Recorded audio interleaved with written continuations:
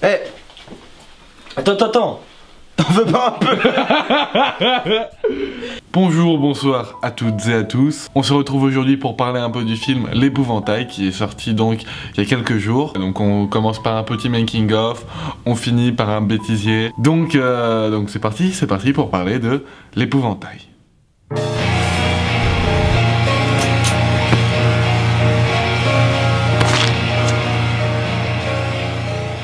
Pour raconter un peu comment il est né ce projet, c'était un projet que j'avais eu en tête quand on commençait à s'attaquer vraiment à la préparation de Nos sourires brûlants. Donc moi j'étais en train de finir le scénario peut-être en octobre, etc. J'avais beaucoup d'idées en tête justement de refaire une espèce de fable un petit peu poétique, un petit peu très dérivé d'un format qui pourrait s'apparenter à du conte, un conte pour enfants. Et j'avais voulu justement mettre au clair ces idées et vouloir raconter ces péripéties d'un mec qui évolue, qui essaye de passer par plusieurs étapes, par la rédemption notamment, par justement des personnages affreux qui lui font comprendre que finalement il a à se créer lui-même et à se créer la personne qui pourra regarder dans le miroir. J'avais envie de raconter ça par un format, voilà, comme je l'ai dit, qui peut se rapprocher du conte, d'un road movie justement avec des personnages qu'on retrouve au fur et à mesure du film. J'avais envie de retravailler à l'écriture avec Nassim Driche, qui joue aussi l'épouvantail. Et donc on s'est attaqué à l'écriture tous les deux, on a commencé à passer des soirées à rédiger le script à partir d'idées qu'on avait, à partir d'un plan scénaristique qu'on avait envie de créer. J'avais proposé le plan et après il nous a proposé beaucoup d'idées pour qu'on mette ça en forme, etc. Donc on est sorti avec un scénario de 8 pages. Faut savoir qu'à peu près pour l'équivalent, Nos sourires brûlants en fait 20. Mais donc un scénario donc assez court sur le papier, mais qu'on voulait vraiment étendre et que je voulais vraiment étendre à la réalisation pour prendre le temps justement de créer des vrais visuels, des vrais personnages. Pareil, il y a eu un travail de ouf avant le tournage pour préparer ça déjà en termes d'organisation, parce que tourner la nuit, vu que c'est un film qui se passe que de nuit, c'est pas simple à organiser. Organiser aussi le design des personnages, pouvoir créer des personnages marquants avec le peu de moyens qu'on a encore une fois, trouver des maquillages adaptés, trouver des accessoires adaptés, des décors, transformer des décors, parce qu'encore une fois on tourne un peu toujours aux mêmes endroits. Il faut un peu les adapter en fonction de chaque film pour pouvoir les transformer d'un film à un autre et même d'une scène à une autre dans un film. Et pareil, voilà, il y a eu des grands moments de découpage en termes de storyboard. Vous voyez ça à l'écran en ce moment, mais il y a vraiment eu un travail minutieux en termes de la préparation de ce film, parce que encore une fois c'est mon film, l'option facultative du bac, comme vous aurez pu le remarquer. Et donc c'était super important pour moi de le préparer à l'avance et de faire un objet cinématographique vraiment singulier. Et donc au final, voilà, moi je suis super content du résultat.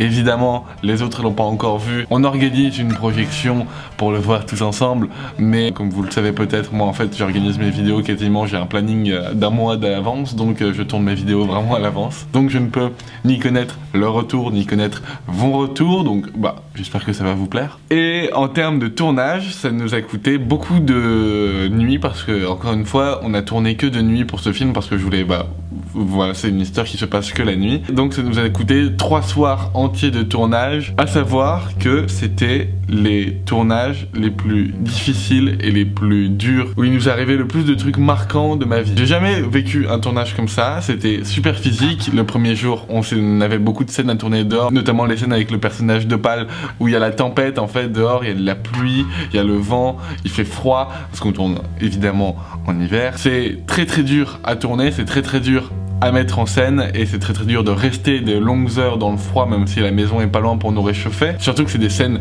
assez physiques à tourner en général, où on est en costume, des costumes qui sont pas forcément chauds, où on meurt, où il y a du sang. C'est des conditions comme ça qui font que certains jours de tournage peuvent être très durs. En plus de ça, voilà, il y a un travail sur la dimension des plans, où des fois il y a des trucs vraiment pas simples ni à filmer, ni à être filmé, parce qu'il y a vraiment voilà, toute l'équipe de la salle à film, je trouve, et je leur dis merci encore une fois, parce qu'ils ont vraiment donné de leur personne, et au final ils ont créé des super beaux personnages auxquels je m'attendais pas du tout, avec chacun leur touche, leur originalité, leur jeu différent, et ça donne des personnages totalement atypiques qui marchent super bien, mais qui sont hyper physiques à jouer, quoi. Et puis en plus de ça, le dernier jour de tournage, tournage. Après le tournage, il nous est arrivé un truc vraiment pas cool. Je vais pas le raconter sur YouTube parce que voilà, ça concerne pas que moi et parce que j'ai pas forcément envie de raconter tout ce qui m'arrive sur YouTube. Quand on aura un peu digéré le truc, vu que c'était il y a pas si longtemps que ça, on en parlera un peu plus aisément. Alors on a ri, on a beaucoup ri, mais ça c'est parce que c'est l'ambiance la salle à film et c'est toujours sympa de tourner avec cette équipe. Mais derrière la caméra et devant la caméra, il fallait assurer un max parce qu'on avait que 3 soirs pendant les vacances pour tourner ça. Je pense que au final le résultat est vraiment concluant et je pense que ça plaira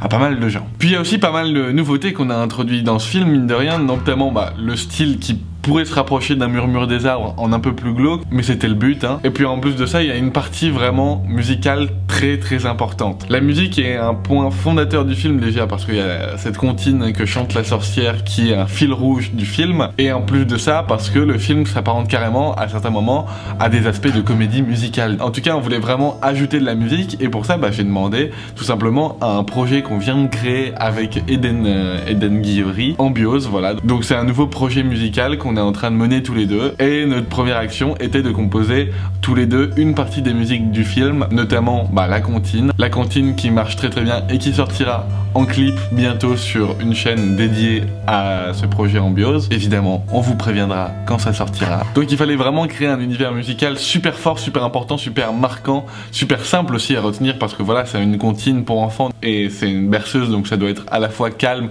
et en même temps glauque parce qu'il faut garder justement ce côté adulte et mature du film tout en conservant aussi le côté enfantin. Et puis voilà, il y a eu un important travail sur le montage, notamment sur le traitement de l'image, l'étalonnage des plans. Le montage, c'est un montage qui est vraiment compliqué parce que c'est des plans tellement longs, c'est pas du champ contre champ classique. Le film prend tellement son temps en fait que c'est très dur de trouver pile le bon temps qu'il faut. Faut vraiment trouver le timing parfait en montage dans un film comme ça parce que si tu décroches ton personnage, même ne serait-ce qu'avec 1 ou 2 plans, des fois ça peut totalement tomber à l'eau. Voilà pour ce qu'il en est de la post-prod, du tournage, de la musique. J'espère que le film vous a plu. En tout cas, ça a été un réel bonheur de voir ce travail accompli et de mener ce projet, même si ça a été très compliqué à certains moments et ça a été très dur. Voilà, c'est vraiment un tournage qui a été très dur. Le film a une personnalité, je trouve, incroyable. J'espère en tout cas vraiment que il vous plaira et donc à très bientôt pour de prochaines aventures. Je vous lance tout de suite le bêtisier et je vous reprends juste après. Toi t'es beau. Oh, flatteuse, parce que c'est toi qui as fait le maquillage. Non, c'est que des lignes.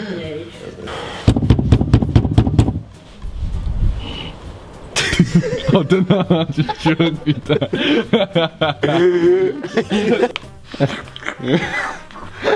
T'es un petit oiseau à son nid, t'as fait la foulard. Bon, je vois.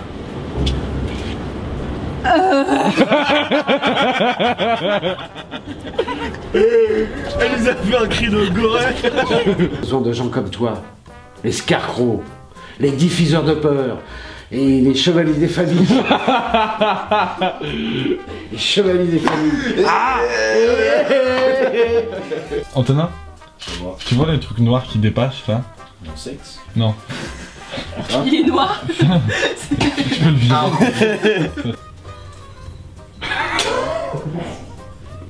Quel con déjà l'affaire.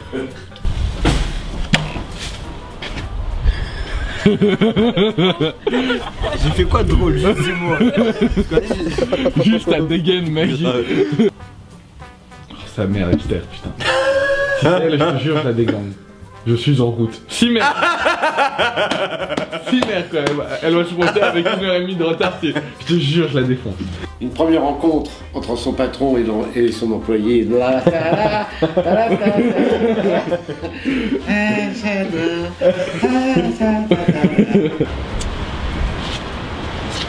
Ok. Mais ses cheveux. J'ai trop eu peur, sa mère. Action. J'arrive. J'arrive.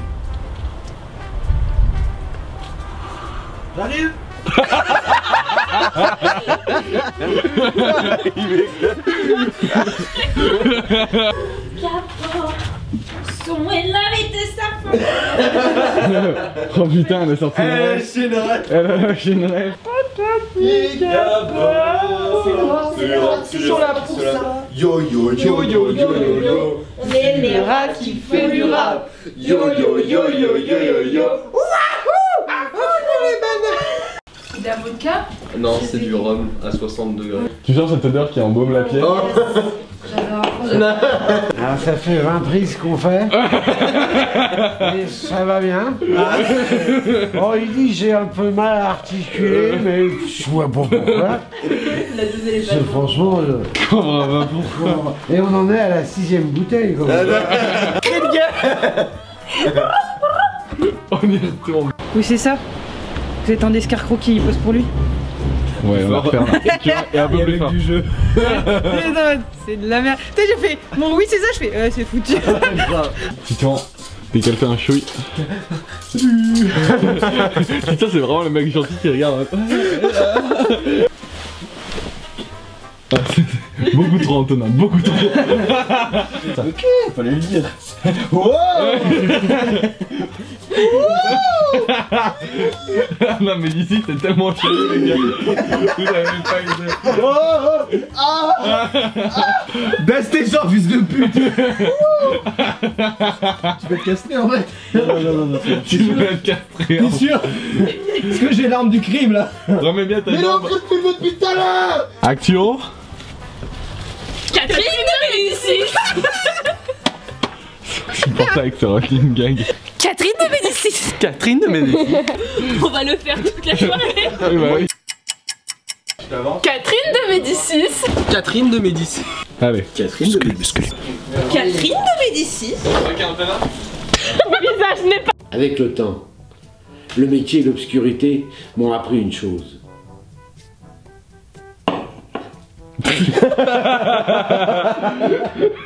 Bah ouais, je t'écoute hein.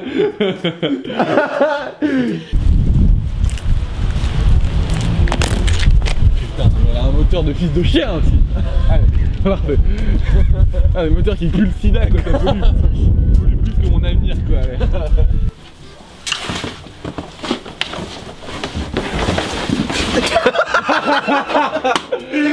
Ah c'était ridicule. C'était ridicule. Pas de place. Il s'est fait bisu par le mur.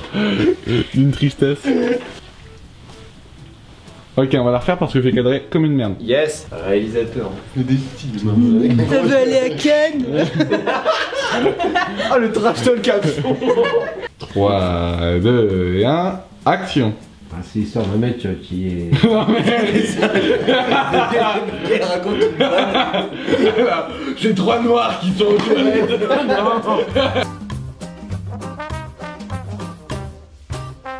Rocala là. Un bon gros poutou. Dans ta gueule. Ferme pas ta gueule. Ce qui va se passer. On tire mes pompes. Non,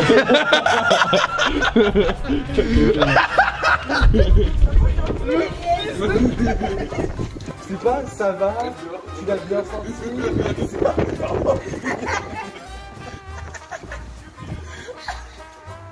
On fait une battle de caméra, Titouan. Titouan d'Anne de Marchillac avec son engin. Ça sonne. Ça sonne très sexuel. C'est lancé. Ok, petit vlog, on est aujourd'hui le 22 février. Aujourd'hui, on a un petit tournage chez le Ulysse Sauvage. T'es en train de faire des gros zooms sur mon visage là? Mais je me mets doigts un peu comme une photo que tu faisais en CM2. On a fait une dernière petite fois pour être sûr. Ah. Oh, sale. Ah.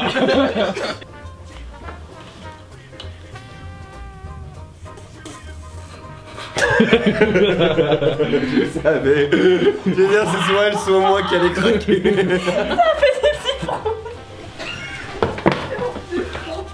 Ah mais les pires méchants de l'histoire là. La solution ultime. Et je te dis ça parce que tous les deux, on fait un mix. Il y avait le gargouillé. Il y a un gargouillé. Il reste du sucre comme quand même. T'es sûr que les verres sont bien vides? Oui, ça va. Tu veux que je vérifie?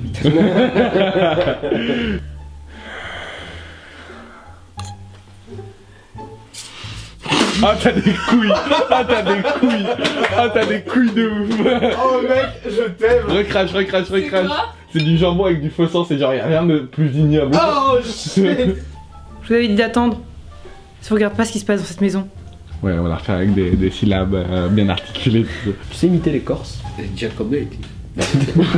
Ça, c'est un prendre. Ouais, mais ça, c'est un cousin. C'est un descendant du peintre. Ça, c'est un descendant du... Bon, allez, Marlon Brando, on scène. Il y a un enculé, il m'a pété le cul, genre, attends. Je sais pas comment vous avez fait ça, mais vous m'avez pété le cul, genre, vraiment. Tu filmes? Oui.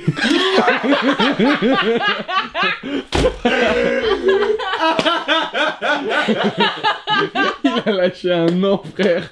On dirait un méchant à la fin d'un film. Non. Voilà, j'espère que ça vous a plu, que vous avez bien rigolé. Juste pour faire un petit plan, un peu briefing de la chaîne, même si j'en referai un bientôt. Comme vous le savez, il y a notre projet avec Blue Candice, notre nouvelle EP qui est sortie. Si vous ne l'avez pas encore écouté, foncez. En plus de ça, j'ai fini mes 2 films du bac finalement. Donc c'est 2 trucs qui ont été achevés et qui sont vraiment finis et que j'apprécie grandement d'avoir mené avec cette équipe. Donc encore merci. Mais là, on s'apprête à faire donc le dernier projet tous ensemble avec l'équipe de la chaîne. Ce sera probablement pas le dernier film, parce que je continuerai à faire des films, que ce soit sur YouTube, que ce soit plus produit, je sais pas. Mais en tout cas, tout ce qu'on sait, c'est qu'on va passer dans le supérieur, et que donc par conséquent, nos vies vont changer, on va partir à des endroits, certains d'entre nous seront plus là. L'équipe va changer radicalement, je vais peut-être me retrouver tout seul dans mon coin avec une caméra et je sais pas trop ce que ça donnera. Donc sachez que l'Épouvantail était l'avant-dernier film de la salle à film telle qu'elle est. Donc on va arrêter de parler de ça tout de suite parce que c'est beaucoup trop triste. On me prépare un dernier projet qui est en cours d'écriture à l'heure où je vous parle et qui est vraiment très ambitieux et qui moi me plaît énormément à faire et qui va être je pense un point d'orgue sur cette chaîne. Donc le temps de le faire, on va être quand même relativement assez absent. J'essaierai de garder un certain rythme de vidéo un petit peu plus légère pour justement pouvoir avancer à côté sur ce gros projet. Mais sachez-le, on risque d'être absent un petit moment pour revenir aux alentours de début juin. Je vous embrasse, à très bientôt. Et puis, kiffez le cinéma toujours. Regardez ce que les gens font. C'est magnifique ce que les gens font. Regardez ce que les petits gens font aussi. Les petits gens, ils font des trucs vraiment cool des fois. Allez, à plus.